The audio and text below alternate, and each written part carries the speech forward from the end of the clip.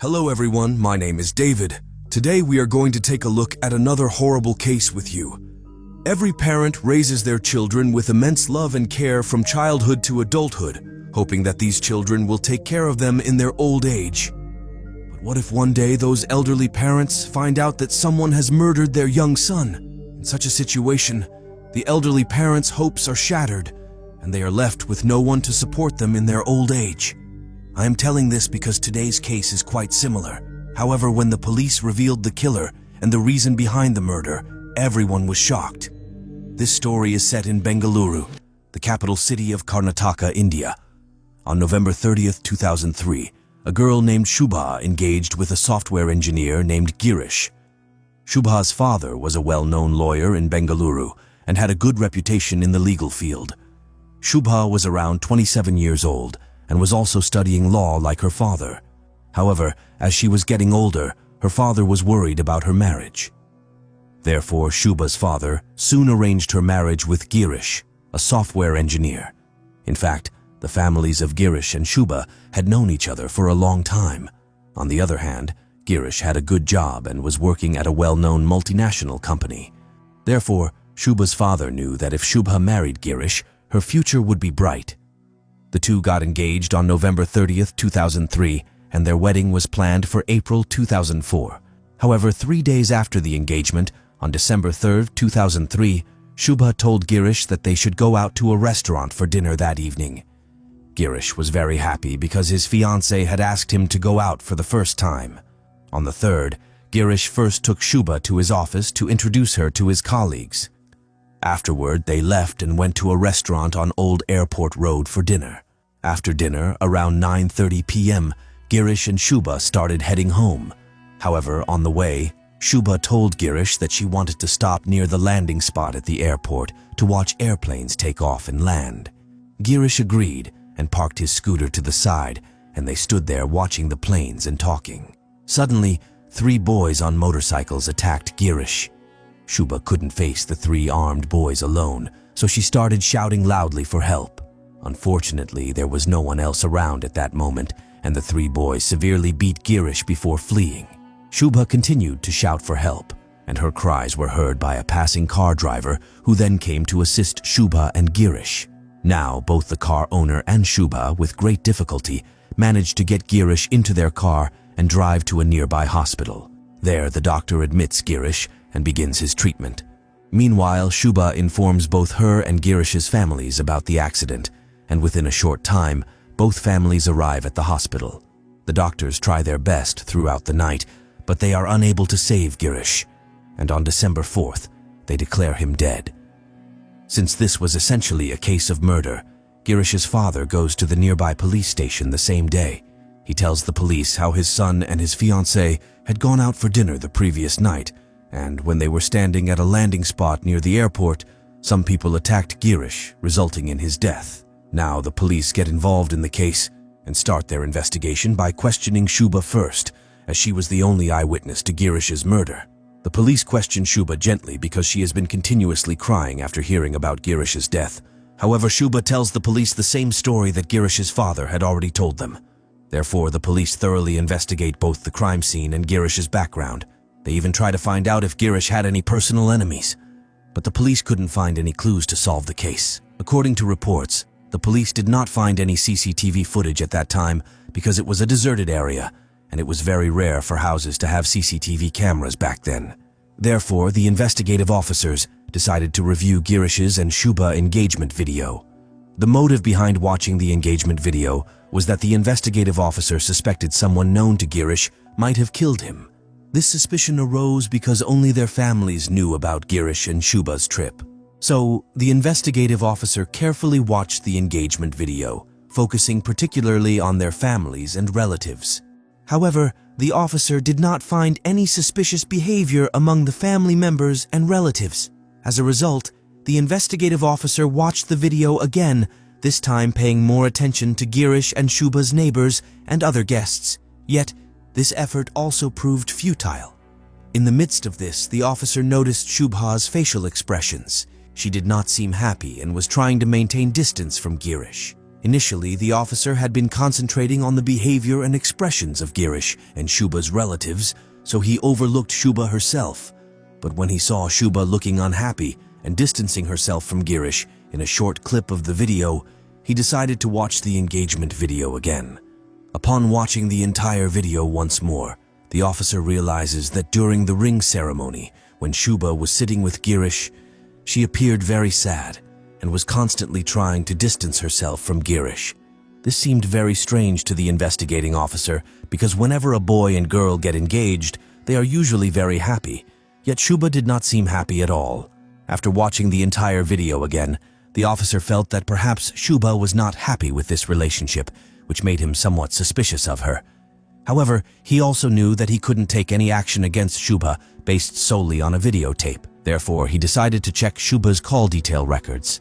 In 2003, it was very uncommon for the police to check call detail records to solve a case because this technology was quite new in India at that time. In fact, very few people in India had mobile phones in 2003. On the other hand, the investigative officer had an interest in the field of technology, so he obtained Shubha's phone call detail records. Since Shubha's family was also quite wealthy, she had a phone. Upon retrieving her phone's call detail records, it was revealed that on December 3rd, Shubha was repeatedly calling one number. The police then obtained the full details of that number and found out that it was registered to a boy named Arun Verma. After this, the police tried to find out who Arun Verma is and what his relation to Shubha is. A little later, the police discovered that Arun and Shubha both attend the same college, but Shubha is 2 years senior to Arun. After learning this, the officer decided to trace both of their locations on December 3rd. Since Shubha was with Girish, her location was found near the airport. However, when tracing Arun's location, the police found that Arun was also near the airport that night, and he was following Shubha to every location she visited. This deepened the police's suspicion, so they tracked down Arun Verma's whereabouts and summoned him to the police station for questioning.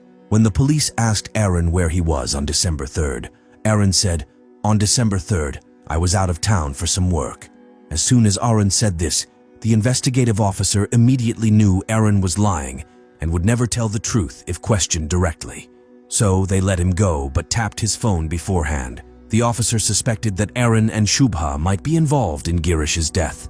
However, they couldn't present Arun and Shubha as guilty in court based solely on their locations and call details from December 3rd. Therefore, they put Arun's phone under surveillance, believing that if he had killed Girish, he would eventually get caught. But right after Arun reached home from the police station, the first call he made was to Shubha. Arun tells Shubha over the phone that the police called him in today and questioned him about Girish's death. Shubha asks if he told the police anything.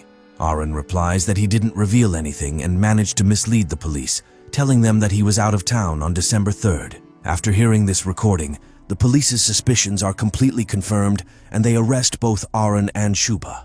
They are brought to the police station where the call recording, call detail records, and location history are presented to them. Initially, both try to mislead the police. However, after some time, Arun Verma's courage breaks, and he admits in front of the police that they both killed Girish. The story that unfolds afterward shocks everyone. 19-year-old Arun and 27-year-old Shubha had been in a relationship for the past 2 years. It's surprising that Arun, in his teenage years, was in love with a woman 7 years older than him. According to reports, Shubha also wanted to marry Arun. However, their dream remained unfulfilled because one day Shubha's father found out about their relationship. He was not at all pleased with this because Arun was much younger than Shubha. As a result, he hurriedly arranged Shubha's engagement to Girish, which took place on November 30th. However, Shubha was not happy with this engagement. Although Girish was an educated and well-earning man, Shubha did not like Girish's simplicity and his simple lifestyle. Because of this, she felt that Girish was not a good fit for her life and that she could not spend her entire life with him. It even came to light during the investigation that Shubha had told her beautician at the time of her engagement, "I will not marry Girish. Either I will run away from home before the wedding or I will kill Girish." She had gotten engaged to Girish under pressure from her father, but now she had made a plan with Arun to kill Girish. This is why she kept calling Arun repeatedly. and Arun also decided to execute Shubha's plan. Arun then hired a local goon named Venkatesha with the help of his cousin Dinesh. Shubha planned to take Girish out of the house on the pretext of having dinner on the evening of December 3rd, and then, on the way back home, she would take Girish to a deserted place at the airport's landing spot. Since it was dark and quiet at that place, it would be easy to kill Girish there. According to this plan, on the 3rd, after dinner, Shubha told Girish that she wanted to watch airplanes take off and land. Girish agreed to his fiancée's request, and they both reached the landing spot. However, throughout this journey, Shubha was informing Arun of her location through calls and messages. A short time later, Arun, Dinesh, and Venkatesha arrive at the flight landing spot. Dinesh and Venkatesha then violently attack Girish on the head with an iron rod. As a result of the attack, Girish collapses on the spot, bleeding profusely from his head injury, and he immediately loses consciousness. When the four are certain that Girish is on the verge of dying, Arun and his companions leave the scene, discarding the iron rod in the bushes along the way. After a considerable amount of time following Girish's injury, Shubha seeks help, and the rest of the story is known to you. Despite this, Girish's killers evaded the police for nearly 50 days until Shubha and her accomplices were arrested on January 25, 2004. When the reason behind Girish's murder and the identity of his killers were discovered, the news spread widely in the state media. The police gathered all evidence and witnesses to prepare their charge sheet, which was then presented in court. The case dragged on in the normal court for a long time before it was transferred to a fast-track court. Even in the fast-track court, the trial continued from 2007 to 2010. In May 2010, the fast-track court sentenced Shubha, Arun, and their companions to life imprisonment. However, in July 2010, Shubha filed a bail application with the Karnataka High Court, which upheld the lower court's decision and rejected her bail plea. Left with no other option, Shubha then filed her bail application with the Supreme Court. In August 2014, the Supreme Court granted bail to Shubha for a period of time.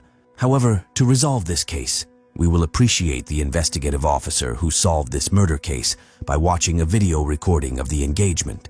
But on the other hand, if Shubha had the courage to tell her father that she didn't like Girish and wouldn't be happy with him in her life, perhaps Girish would be alive today. Even if Shubha had shared this with Girish, maybe he would have convinced her father.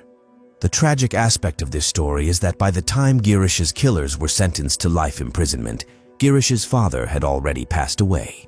So with that, the B.V. Girish murder case comes to an end right here.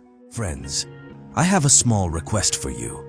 I want to let you know that behind the David True Crime channel, there is a team of 5 people who work hard to bring you the best quality content through thorough research. If you appreciate our efforts, you can support us according to your preference by visiting the link provided in the description. Your small support will motivate us to work effectively on the channel. Thank you. Additionally, if you want to recommend any case for us to make a detailed video on, you can write the name of that case in the comment section. If you appreciate our efforts, like and share this video. If you haven't subscribed, do so now. Thank you.